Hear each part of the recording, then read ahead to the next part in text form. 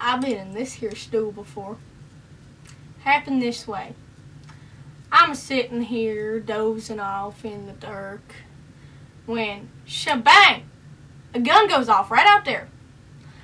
So I skip on towards the other side of the house, see what's going on, and I get to the window facing Puddinhead Wilson's house, the one that ain't got no sashes in it, and well, none of them ain't got any sashes in it as far as that's concerned. But I'm standing there in the dark, and in the light of the moon, right under me is one of the twins, and he's a cussing.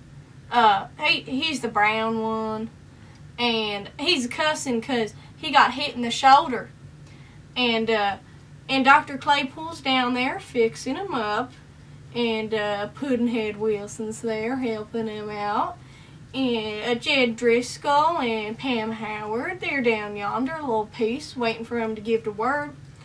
And they square up real quickly, give the word, and bang, goes the pistols. And the twin goes, ouch, because they got him in the hand that time.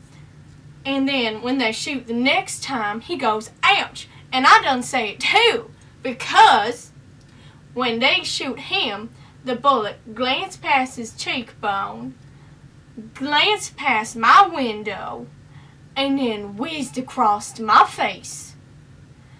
And it took the skin off my nose.